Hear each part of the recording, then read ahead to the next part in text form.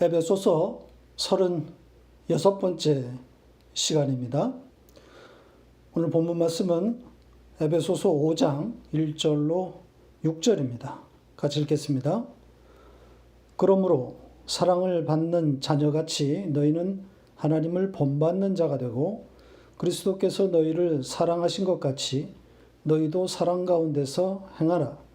그는 우리를 위하여 자신을 버리사 향기로운 제물과 희생제물로 하나님께 드리셨느니라. 음행과 온갖 더러운 것과 탐욕은 너희 중에서 그 이름조차도 부르지 말라. 이는 성도에게 마땅한 바니라. 누추함과 어리석은 말이나 희롱의 말이 마땅치 아니하니 오히려 감사하는 말을 하라.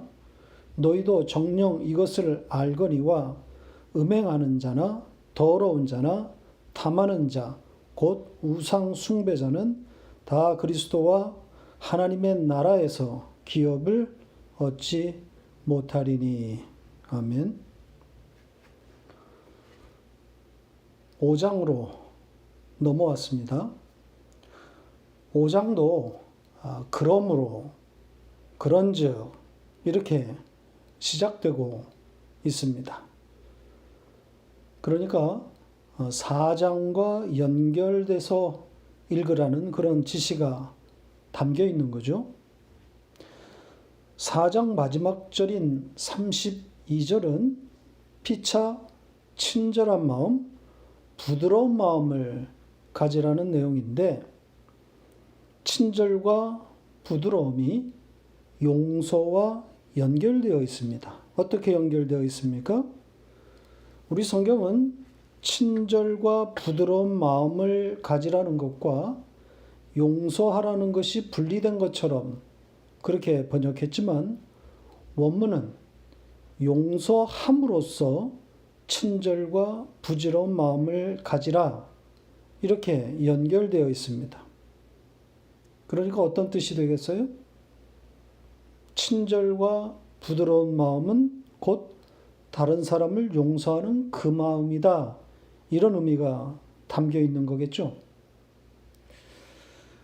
용서에 대한 이야기를 좀 하고 가겠습니다.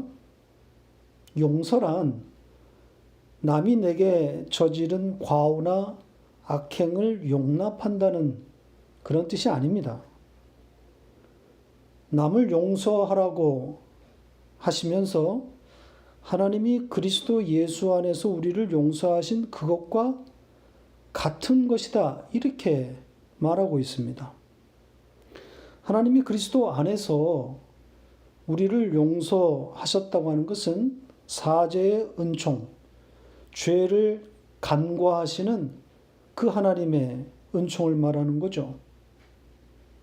그런 용서를 우리더러 하라는 것인데 이게 가능합니까? 우리가 다른 사람의 죄와 허물을 용서할 수 있는 위치에 있지 않습니다. 용서는 하나님만 하실 수 있단 말이죠. 그럼에도 우리더러 남을 용서하라 이렇게 말하고 있는 뜻이 어떤 의미일까요? 지체간에 일어나는 그런 모든 불상사를 덮으라는 교훈일까요? 그런 교훈보다 더 깊은 내용이라고 생각합니다.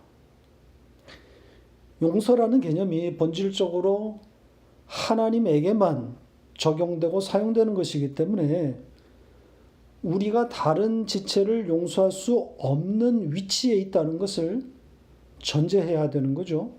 그렇다면 우리가 할 수 있는 용서란 내가 하나님으로부터 받은 용서처럼 저 사람도 나와 동일하게 하나님으로부터 용서받았다는 것을 인식하는 것이다.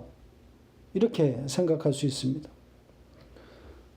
그러니까 내가 용서받은 자가 된 것처럼 저 사람도 하나님의 용서가 적용되었기 때문에 그 사람도 용서받은 자이기 때문에 내가 판단하거나 내가 정죄할 위치에 있지 않다는 그런 고백을 하게 되는 거죠.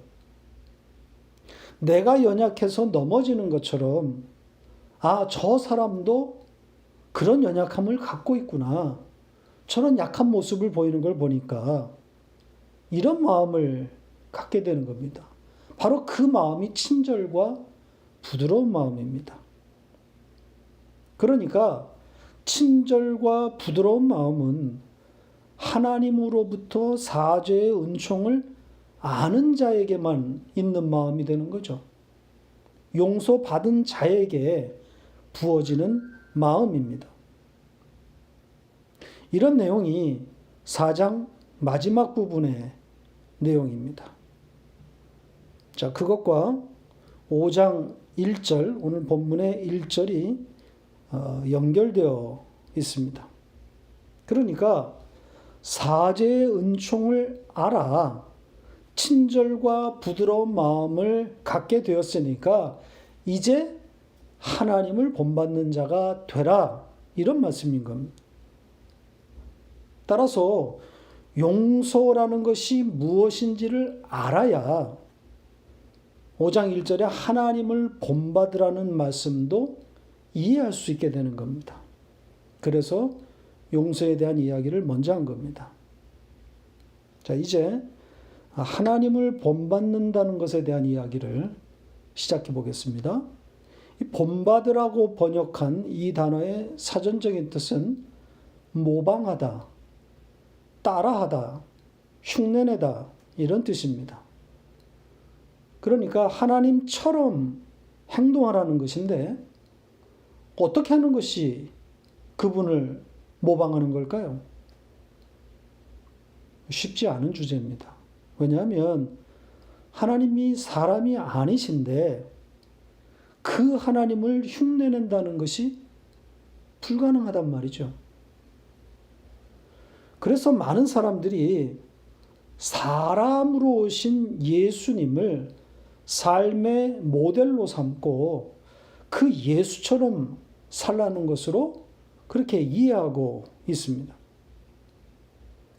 실제로 그리고 지금도 예수처럼 살자, 이런 구호가 교회에서 쉽게 발견되고 있습니다. 찰스 쉘돈의 What Would Jesus Do? 이런 소설책이 있었죠.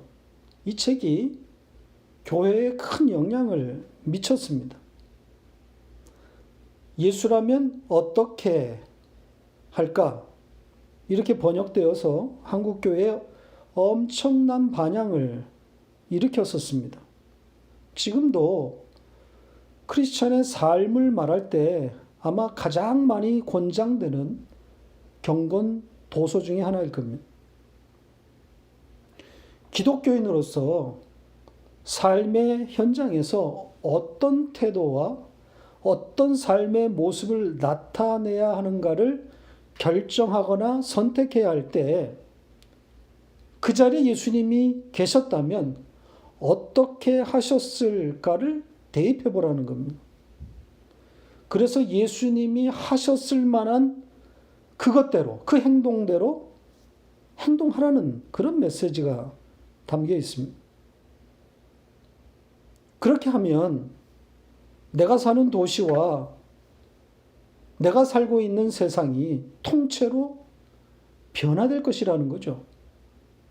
엄청난 영향력을 미쳐서 지금보다 살기 좋은 그런 아름다운 세상이 될 거라는 겁니다.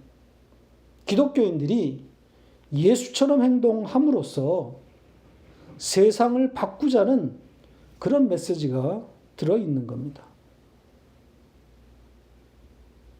정말 세상이 바뀔까요? 기독교인들이 예수처럼 살면 좋은 세상이 올까요? 이 주장과 이 해석은 몇 가지 심각한 오류를 갖고 있습니다. 가장 근본적인 오류는 예수를 오해하고 있다는 겁니다. 예수를 윤리 도덕 선생으로 착각하고 있는 겁니다.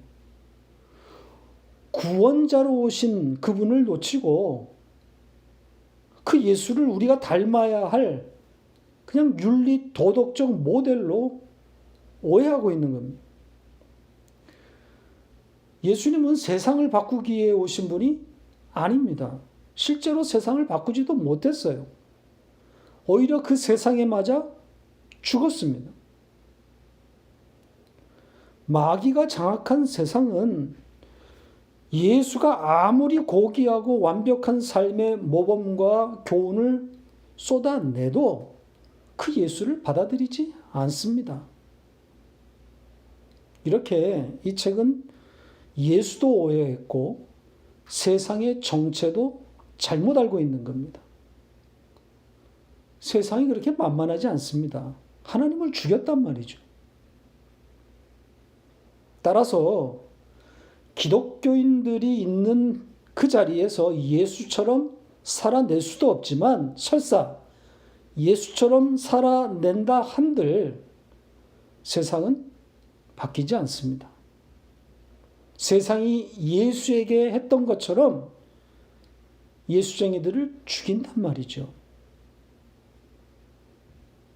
그러니까 세상을 감동시켜서 복음을 전해야 되겠다는 이런 생각, 물론 갸륵한 생각이기는 하나 전제가 틀렸습니다. 세상은 감동하지 않습니다. 그래서 예수처럼 살자, 예수를 본받자, 이런 운동, 이런 구호의 종착점은 도덕주의와 성화주의가 되는 겁니다. 비록 예수를 말했고, 그래서 예수의 삶을 추적하는 노력을 기울였지만, 정작 십자가는 빠져버린 껍데기 도덕 종교가 되는 겁니다. 구원자 예수는 사라지고 윤리도덕과 예수만 남아버리는 그런 결과를 가져오게 되는 겁니다. 자, 그렇다면 다시 돌아와서 하나님을 본받으라고 하는 이 말씀은 도대체 어떤 뜻일까요? 하나님의 모방자가 되라는 이 말씀, 이 쉽지 않은 주제를 천천히 풀어가 보겠습니다.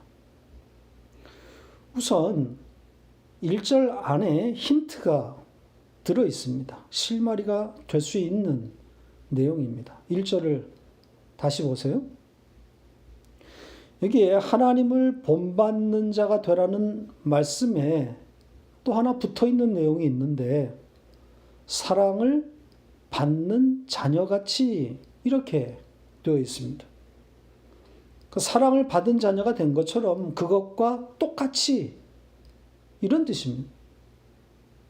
그러니까 하나님으로부터 그 사랑, 그 일방적인 그 사랑이 부어져서 하나님의 자녀가 되었다는 그 사실과 하나님을 본받으라는 그 명령이 이렇게 붙어 있는 겁니다. 같은 방식, 같은 의미라는 것을 담고 있는 거예요. 그리고 제가 앞에서 길게 설명한 것처럼 이 그러므로, 이 그런즉, 이 단어도 같은 방향을 향하고 있는 또 다른 힌트입니다. 그러니까 하나님의 용서를 받은 자가 되어 그 친절한 마음과 부드러운 마음을 갖게 되었으니까 하나님을 본받는 자가 되라, 이렇게 말씀하고 있는 거잖아요. 그러니까 하나님의 용서와 이 하나님을 본받음이 역시 연결되어 있는 겁니다. 따라서 하나님의 사랑을 받은 것, 그래서 하나님의 자녀가 된 것, 또 4장에서 말한 것처럼 하나님의 용서를 받은 것처럼 그거와 똑같은 방식대로 그것이 의미하는 바처럼 하나님을 모방하는 자가 되라는 겁니다. 따라서 하나님을 모방한다고 하는 것은 어떤 능동적인 행동을 지향하고 있는 것이 아니라는 힌트를 얻을 수 있습니다. 그러니까 하나님의 일방적인 용서, 그 방식, 그리고 하나님의 일방적인 그 사랑을 받은 그 방식, 그것을 반영하는 그런 수동적 의미가 되어야 한다는 거죠. 그런데 2절도 같은 형태를 띠고 있습니다. 그래서 2절은 1절을 해석하는데 결정적인 도움을 줍니다. 어찌 보면 2절은 1절과 같은 내용을 말하고 있는 것일 수도 있습니다. 2절을 다시 보세요. 같이 읽겠습니다. 그리스도께서 너희를 사랑하신 것 같이 너희도 사랑 가운데서 행하라. 그는 우리를 위하여 자신을 버리사 향기로운 제물과 희생 제물로 하나님께 드리셨느니라. 자, 여기에서도 그리스도께서 너희를 사랑하신 것과 같이 너희도 사랑 가운데 행하라. 이렇게 되어 있죠. 그러니까 그리스도께서 우리를 사랑하신 그것처럼 그 방식으로 사랑 가운데 행하라는 겁니다. 그리스도가 우리를 사랑하신 것은 일방적인 사랑입니다. 우리는 그냥 받은 겁니다. 우리가 한 것이 없습니다. 그냥 쏟아주신, 거저주신 사랑입니다. 그렇게 그런 방식으로 사랑 가운데 행하라는 겁니다. 자, 그렇다면 어떻게 하라는 겁니까? 사랑을 받은 자처럼 사랑 가운데 행하라고 하는 이 말씀. 어떻게 하라는 겁니까? 사랑을 받았으니까, 거저 받았으니까, 거저 베풀라. 이런 뜻일까요? 행하라고 했으니까 어떤 행동, 어떤 구체적인 행동을 만들어 내라는 겁니까? 사랑 가운데 행하라고 하는 것은 그런 뜻이 아닙니다. 여기에 행하다라고 번역한 단어를 다시 보셔야 합니다. 이전에도 소개해드린 것처럼 행하다로 번역할 단어가 아니라고 했죠. 사전적인 의미는 걷다, 밟다, 주변을 배회하다 이런 뜻입니다. 따라서 사랑 가운데 행하라고 하는 이 말씀은 어떤 뜻이 되는 거죠? 사랑을 가지고 막 돌아다니면서 그 사랑을 널리 베풀어 펼치라는 겁니까? 그게 아니라 그 사랑 가운데 그 사랑을 밟고 있으라는 거죠. 그 자리에 있으라는 거죠. 그 사랑받음의 그 자리를 떠나지 말고 그 사랑을 곱씹으라는 의미 아니겠어요? 사랑을 받았으니까 사랑을 베풀라. 이런 일반적인 상식을 말하는 것이 아닙니다. 사랑을 받았으니까 그 사랑에 머물러. 그 자리를 떠나지 말아. 이런 이야기를 하고 있는 겁니다. 자, 2절에 이런 내용이 1절을 해석하는데 결정적인 역할을 합니다. 같은 방식이라는 거죠. 따라서 하나님을 본받으라. 하나님의 모방자가 되라 하는 이 말씀도 이런 수동적인 의미로 해석되어야 하는 겁니다. 그러니까 하나님의 사랑을 일방적으로 받아 자녀가 된 그 자리에 머물러 있으라는 겁니다. 그 사랑받음의 그 자리를 떠나지 말고 그 사랑을 곱씹는 것, 그것이 하나님을 모방하라는, 하나님의 모방자라는 의미인 겁니다. 일방적으로 주신, 무조건 주신 그 사제의 은총을 되새기라는 겁니다.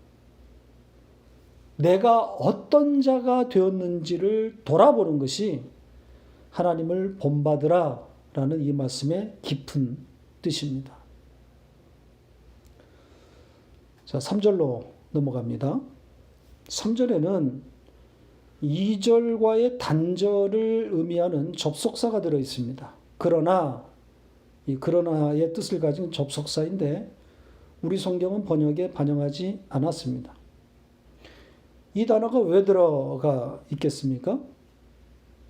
하나님을 본받는 자, 사랑 안에서 행하는 자, 그런 이야기를 하다가 이 그러나 이것이 등장하는 것은 지금부터는 전혀 다른 이야기가 시작된다고 예고하고 있는 거죠.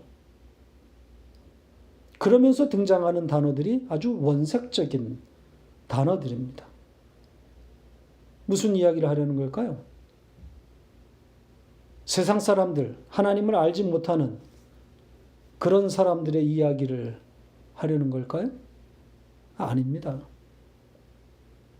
우리의 현실, 지금 우리가 맞닥뜨리고 있는 현장의 이야기를 하고 있는 겁니다.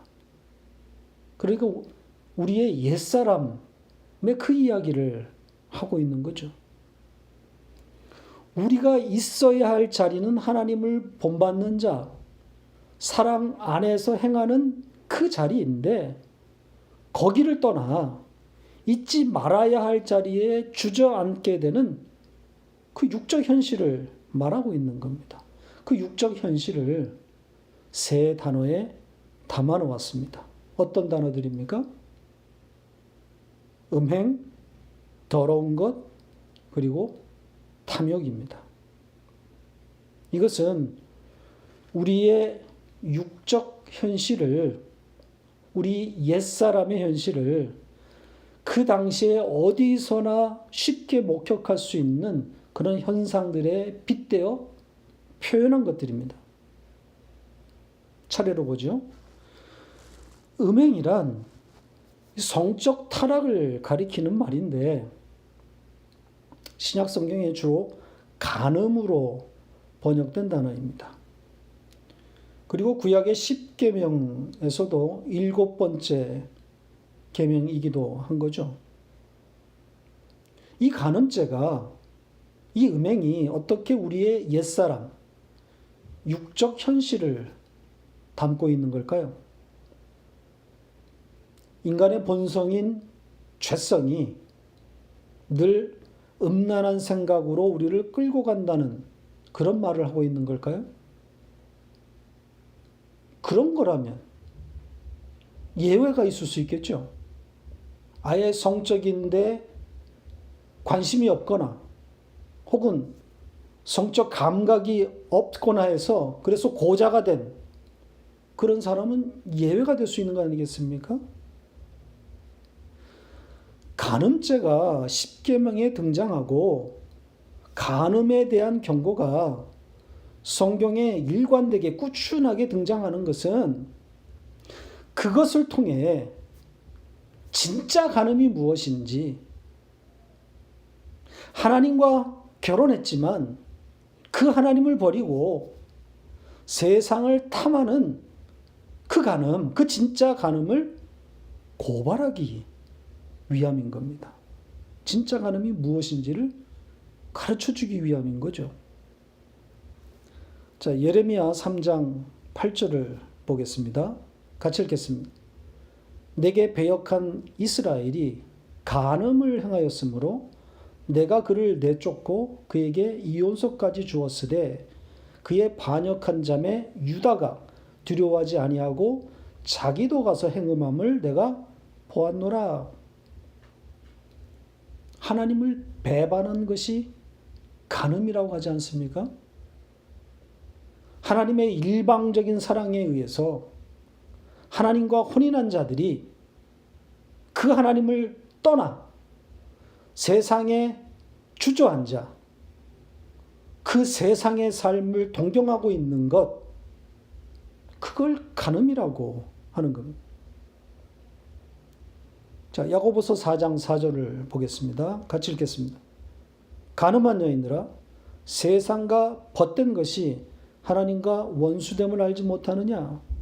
그런즉 누구든지 세상과 벗이 되고자 하는 자는 스스로 하나님과 원수되는 것이니라. 누가 간음한 여인입니까? 어떤 사람을 간음한 여인이라 칭하고 있는 거죠? 잘 읽어보면 세상과 벗이 되고자 하는, 그래서 하나님의 원수, 그것을 간음한 여인이라고 지금 부르고 있는 겁니다.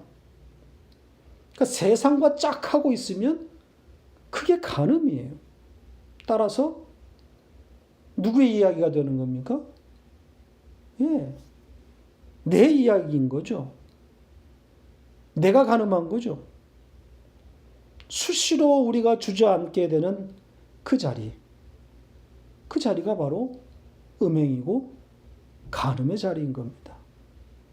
그러니까 우리의 그 육적 현실을 이 음행이라는 단어에 담아놓은 겁니다.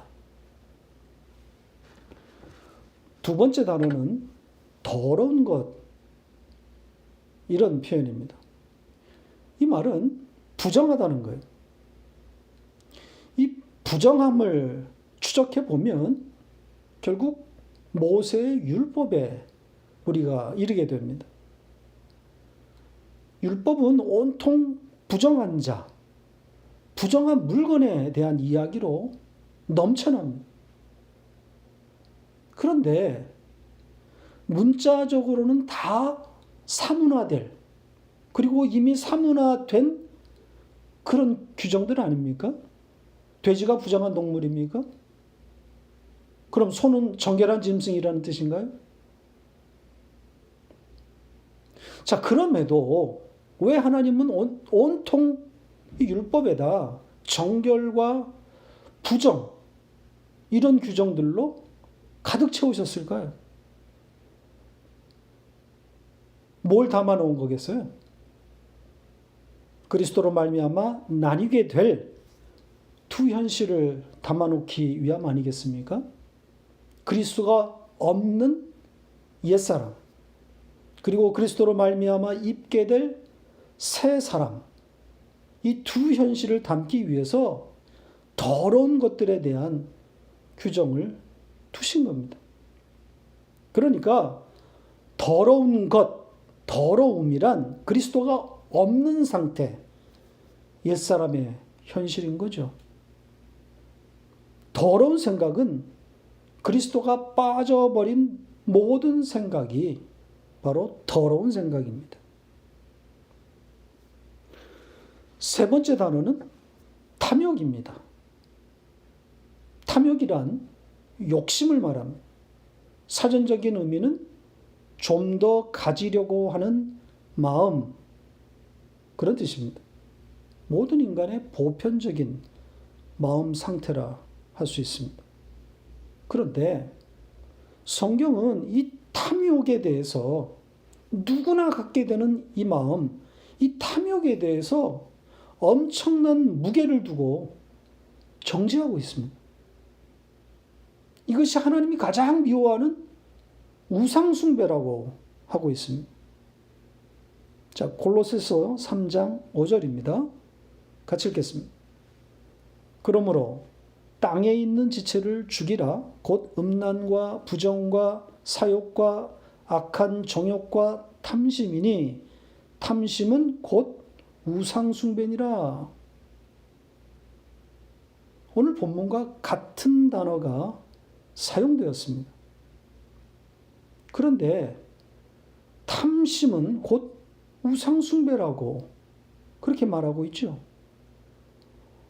어떻게 탐심이 우상숭배가 되는 거죠? 우상숭배의 핵심, 본질이 뭡니까? 뭐가 우상숭배입니까? 결국 자기를 섬기는 것, 자기의 왕국 건설, 자기가 왕 되는 것, 그게 우상숭배라고 그랬죠. 자기 애, 자기 연민이 우상숭배의 다른 말입니다.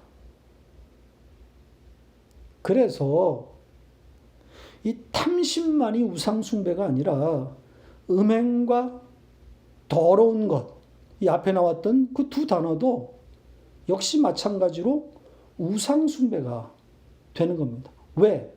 다 육적 현실을 나타내는 말이기 때문에 그렇습니다. 이어진 5절이 3절의 이 말씀을 그대로 이어받아서 그 세 단어를 그대로 품고 있습니다. 다시 보세요. 여기 보면 음행하는 자, 더러운 자, 그리고 탐하는 자. 다 등장하고 있죠. 그들을 뭐라 그럽니까? 우상숭배자다. 이렇게 말하고 있습니다. 그러니까 음행과 더러운 것과 탐심이 다 뭐라는 거예요? 다 같은 말이라는 겁니다. 같은 뜻을 포함하고 있다는 거예요. 전부 우상숭배라는 겁니다. 우상숭배의 다른 표현이라는 거예요. 하나님을 떠난 자의 모습이라는 거예요. 그래서 하나님의 나라를 기업으로 얻지 못한다. 이렇게 말하고 있는 겁니다. 옛사람의 형편을 말하고 있는 거예요. 그러면서 3절 끝에 이런 말이 들어있습니다. 뭐라고 되어 있습니까? 이는 성도에게 마땅한 바니라. 음행과 더러운 것과 탐욕을 없애라. 이 정도의 권면이 아니라 성도의 마땅한 바니라. 이렇게 말하고 있습니다. 마땅한 바. 반드시 있어야 하는 것들이라는 거죠. 이게 무슨 뜻이겠어요? 성도에게서는 나올 수 없는, 나오지 않는 것들이라는 그런 의미 아니겠어요? 적어도 문자적으로는 그런 뜻이에요. 그러니까 새 사람을 입은 자들의 운명을 뜻하는 것 아니겠습니까? 문자적인 음행이나 더러운 것이나 탐심이 없다는 것이 아니라 그 자리를 떠나서 새 사람의 현실, 즉 안식의 현실로 끌려 나오게 되는 그런 운명을 가진 자다. 이런 의미가 담겨 있는 겁니다. 우리의 본성인 그 옛사람, 그 육적 현실로 마치 용수철이 튀듯 늘 회귀 본능을 가지고는 있으나 하나님의 열심이 그 자리로 돌아가지 못하도록 혹은 거기서 끌고 나오시는, 쉬지 않고 일하시는 그 하나님이 그 열심으로 일하고 있다는 뜻이기도 하는 겁니다. 그래서 성도의 마땅한 바가 음행이나 더러운 것 그리고 탐심과는 상관없는 것이다. 이렇게 말씀하고 있는 겁니다. 지난주에도 말씀드린 것처럼 도덕적 교훈에 머물면 안 됩니다. 음행을 피하고 더러운 것을 버리며 탐심을 제어하는 이런 실천 명령으로 읽으면 불교의 수행과 별반 차이가 없게 되는 겁니다. 도덕적 교훈이 나쁜 것은 아니겠으나 예수를 배우는 것과는 상관없는 것이 되는 겁니다.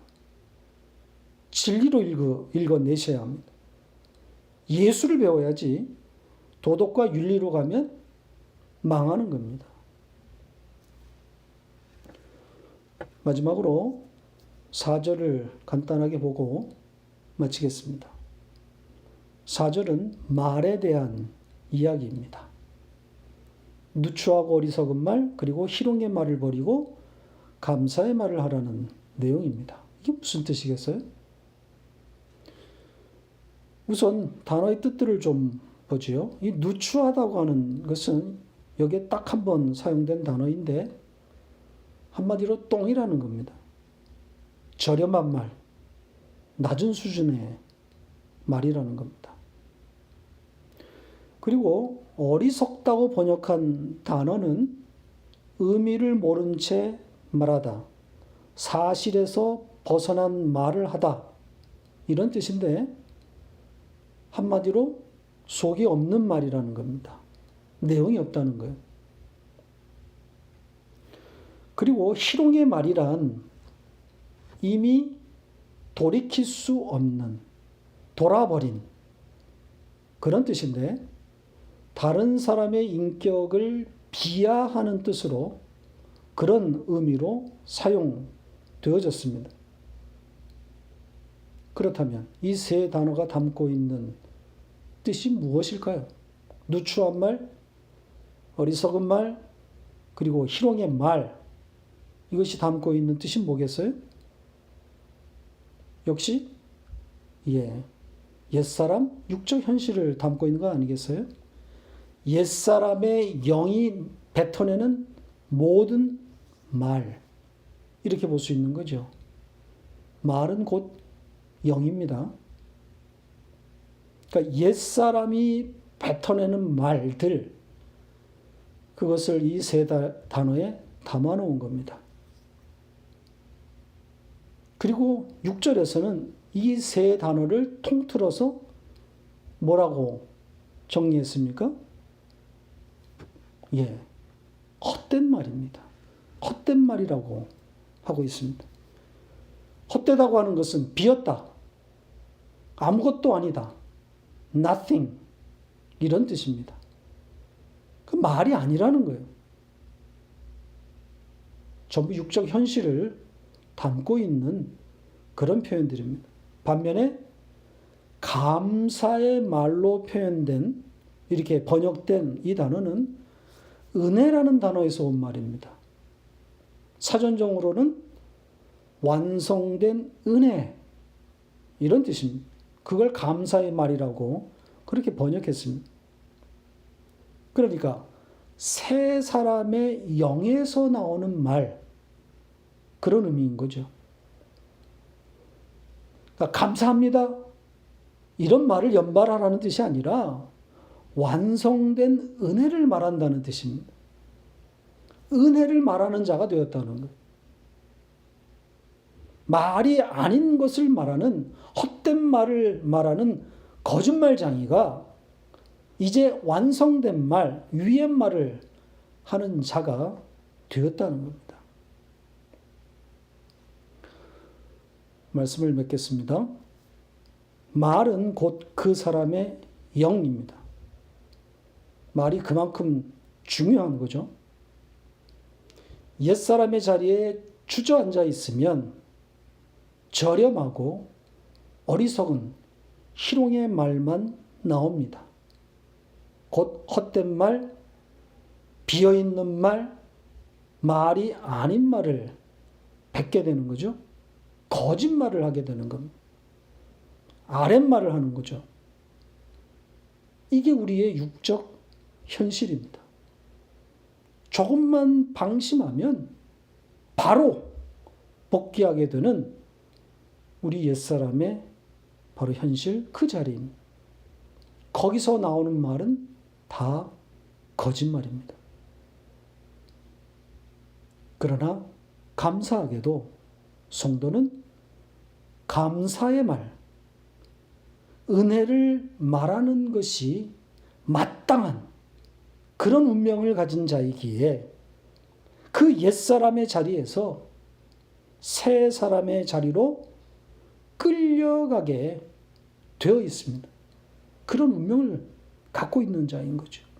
우상 숭배자가 맞지만, 그래서 저주받아 죽어야 할 마땅한 자임에도 하나님의 열심에 의해서, 하나님의 일하심으로 인해 거기서 끌려 나와 위의 말, 즉 찬송하는 자로 완성되어 가고 있는 겁니다. 그 하나님의 일하심을 찬송합시다. 그 하나님의 열심을 찬송합시다. 하나님의 일방적인 사랑과 그 사죄의 은총을 찬송하는 복된 한 주간이 되시기를 바랍니다.